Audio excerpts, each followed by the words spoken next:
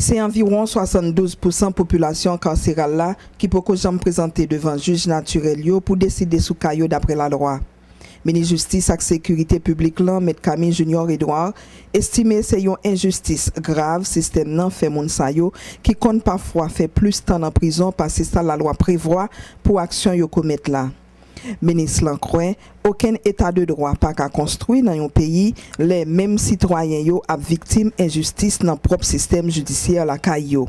Il revient au ministère de la Justice et de la Sécurité publique dont j'ai l'insigne honneur de diriger, d'assumer ses responsabilités et de trouver une solution structurelle à ce mal endémique qui ronge notre système pénal. Planifier avec les doyens et les chefs des parquets les audiences correctionnelles dans la stricte application de la loi du 6 mai 1927 et de la loi de l'Espinasse. À réfléchir sur la question des peines alternatives à la détention préventive. Il me semble qu'il y aurait là une piste importante à suivre. Nous avons, en effet, trop souvent tendance à oublier l'existence d'autres peines de substitution à la privation de liberté. Je dois vous dire, la liberté est la règle, la prison est l'exception.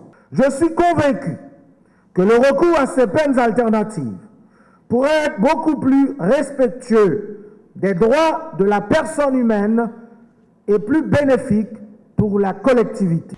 Président provisoire République Jocelyn Privert fait connaître forum ça a exprimé détermination équipe l'a dirigé pour lutter contre détention préventive prolongée qui c'est une violation droit fondamental citoyen yo gagné.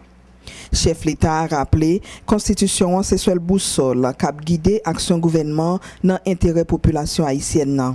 Li croit combattre détention préventive prolongée c'est permettre victimes yo rejoindre place yo dans société ya.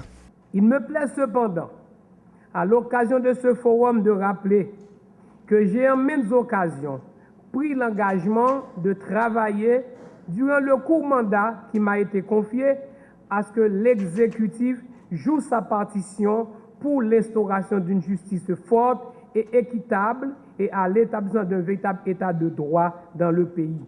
Cet engagement était d'ailleurs le mien alors que j'étais encore sénateur de la République.